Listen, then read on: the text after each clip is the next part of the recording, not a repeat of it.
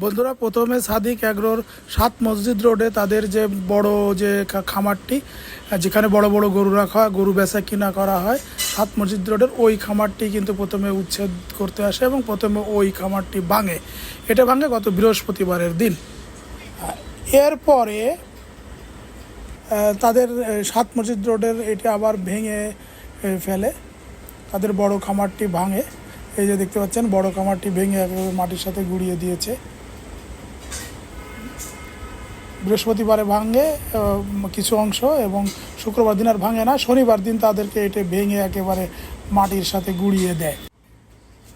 ওই দিন তাদের রাস্তার পাশে বছিলা যে রাস্তা, বেড়িবাঁধের পাশে তাদের যে মিষ্টির কারখানা সহ দুধের যে ডেয়ারি খামারটা ছিল, যেখানে তারা পথচারীরা দেখতে পাচ্ত সুন্দর সুন্দর ছাগল, ভেড়া, গাড়ল, উট, তুম্বা রাখা হতো এবং ওইখানে তাদের শাহি মিঠাই সহ অনেক, এবং বিডিএফেরও তাদের একটা অফিস এখানে ছিল। ওই যে জায়গাটা, সেই জায়গাটা কিন্তু তারপরে তিনি ভেঙে একেবারে দেন, যে মাটির সাথে মিশিয়ে দিয়েছে। এই যে আমরা দেখতে পাচ্ছি রাস্তার পাশে যে তাদের যে শেডটা, যেখানে সাদিক অ্যাগ্রোর বেশ আকর্ষণীয় ছিল, সেটাও ভেঙে দেয়। ভাঙার সময় তারা গরু ছাগলগুলো যেভাবে পারে আর কি সরিয়ে নিয়ে যায়। হ্যাঁ, দেখতে পাচ্ছেন যে একদিকে ভাঙা চলছে আর একদিকে তারা গরু বাছুর দৌড়ে এগুলো সরাই নেওয়ার চেষ্টা করছে। তখনই তাদের গরু বাছুরও কিছুটা আহত হয়, কিছুটা ব্যথা পায়। এই দেখতে পাচ্ছেন সাদিক অ্যাগ্রো সরিয়ে নেওয়ার চেষ্টা করছে। গরু বাছুর ছাগলগুলা তারা সরিয়ে নেওয়ার চেষ্টা করে এবং তারা সফল হয় আর কি। তারা গরু বাছুরগুলো সফলভাবে সরাই নিয়ে যায়।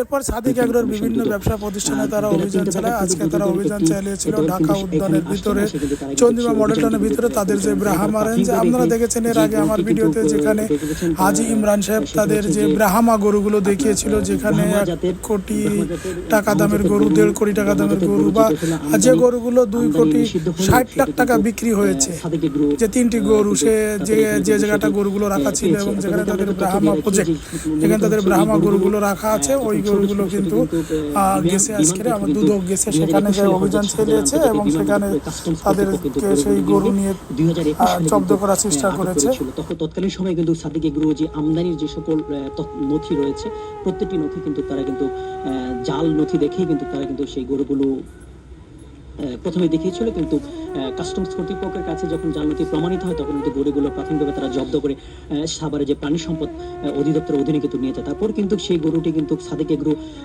যখন প্রাণী সম্পদ অধিদপ্তর এটি সেখানে নিলাম নিয়ে এসেছিল, তখন কিন্তু সাদিক এগ্রো কিন্তু সেটি সেখান থেকে আসলে নিলামি গরুগুলো কিন্তু ক্রয় করেছিল। কিন্তু আপনাদেরকে আমরা একটা তথ্য দিয়ে রাখি, এখানে কিন্তু একটি শর্ত ছিল, যে শর্তের মধ্যে যে জিনিসটি ছিল যে এই গরুগুলো যিনি আসলে নিলামে পাবেন, তারা কিন্তু যখন ন্যায্য মূল্যে যখন গরু মাংস বিক্রি হয়, তখন কিন্তু সেটি সরকারি কোনো কাজে সেটি কিন্তু আসলে দিতে হবে, এমন একটি শর্ত সাপেক্ষে ছিল। কিন্তু সাদিকের যে 17টি গরুর মধ্যে কিন্তু একটি গরু কিন্তু ক্রয় করে কিছুদিন পরে কিন্তু মারা যায়। তারপরে কিন্তু বাকি যে গরুগুলো কিন্তু সাদিক গরু এই জায়গায় না দিয়ে কিন্তু তিনি সেই তার যে খামার রয়েছে, প্রত্যেকটি খামারে কিন্তু তিনি বড় করেছেন, উচ্চ মূল্যে কিন্তু বিক্রি করেছিলেন। অলরেডি তিনি 3টি গরু কিন্তু বিক্রি করেছেন। তাদের গরু যে এই অনিয়মটি একের পরে তারা কিন্তু যে কম দামে যে গরু কিনে, সেটি কিন্তু যে উচ্চ মূল্য দেখে যে একটি বাজারে যে একটি সিন্ডিকেট, সেটি কিন্তু এক ছাগলকাণ্ডের পরে কিন্তু বেড়েছে। তারপরে কিন্তু আসলে নরেশের বর্ষের দুর্নীতি দমন কমিশন থেকে শুরু করে বিভিন্ন প্রশাসন, সেই প্রশাসনের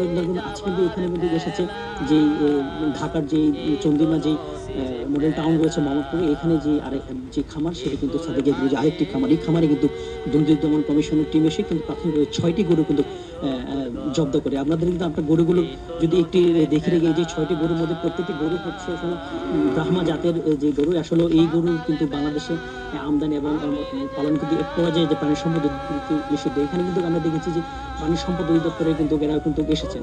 আমরা কিন্তু প্রাথমিকভাবে পুরো দেশ কিন্তু সাদিক এগ্রো শুধু যে এই প্রাণী সম্পদ অধিদপ্তর থেকে যে গরুটি প্রথমে কিন্তু সেই আমদানি করে পুনরায় আবার অবৈধভাবে প্রভাব খাটিয়ে কিন্তু প্রাণী সম্পদ অধিদপ্তর থেকে সেই গরুগুলো কিন্তু আবার সে কিন্তু নিয়ে আসে।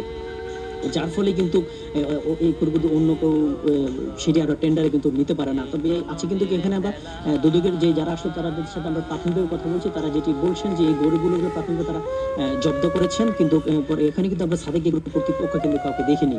আপনাদেরকে আমরা আরেকটি তথ্য দিয়ে রেখে যে সাদেক এগ্রো যে খাল দখল করে যে সাদেক এগ্রো যে কারখানা তৈরি করেছিল, সেই কারখানাটাও কিন্তু যে খামার তৈরি করেছিল খাল দখল করে, সেই খামার কিন্তু এর মধ্যে ঢাকা উত্তর সিটি কর্পোরেশন কিন্তু এগুলো বেশি দেখা ঢাকা উত্তর সিটি কর্পোরেশন খামার কিন্তু সেই খামারগুলো কিন্তু ঘুরিয়ে দিয়েছে। এই যে এখানে যে খামারটি আছে সেটিও আমরা দেখেছি যে খালের পাশে। তো বলা যায় যে কিন্তু এক এক করে কিন্তু সাদেক এগ্রো যে এই গরু ব্যবসা নিয়ে যে সাদেক এগ্রোর যে অনিয়ম, সেটি কিন্তু এখন দুর্নীতি দমন কমিশন অনেকটা সোচ্চার হয়ে বসে। পাশাপাশি অন্যান্য যে প্রশাসনের তারা যেটি বলছেন যে এই যে গরু আসলে অন্য জায়গায় হচ্ছে একই দামে বিক্রয়, সেটি কিন্তু তিনি প্রথমে শুরুতে বিভিন্ন জায়গায় বিজ্ঞাপন দিয়ে প্রথমে শুরুতে তিনি কিন্তু একটি উচ্চ মূল্য কিন্তু তিনি দেখান, উচ্চ মূল্য দেখানোর পর কিন্তু সেটি সাদেক এগ্রো কর্তৃপক্ষ কিন্তু বড় দাম বিক্রি করবে। এখানে দুদকের কর্মকর্তারা কিন্তু আছেন, তারা আসলে পরবর্তীতে কোন প্রক্রিয়ায়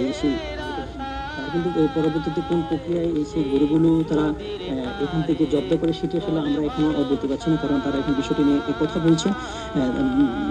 কারণ এখানে যে 6টি গরু আছে, হয়তো তারা গরুগুলো এখানে হয়তো আবার হয়তো নিলামে তুলতে পারেন। তারা যেটি বলছেন যে পরবর্তীতে এই গরুটি এমন একটা পর্যায়ে দেওয়া হবে যেখানে যে কেউ আর এটি লালন পালন না করতে পারে, এগুলো যে পরবর্তীতে যে জায়গা হয় সেটা আসলে জবাই করে যে যেখানে সুবল মূল্যে যে মাংস বিক্রি হয় সেখানে হয়তো সেটি দেওয়ার একটু চিন্তা ভাবনা আছে। কারণ সাদেক এগ্রোকে যখন প্রাণী সম্পদ অধিদপ্তর যখন সাদেক এগ্রোকে এটি যখন দিয়েছিল, তখন এমন একটি শর্ত ছিল।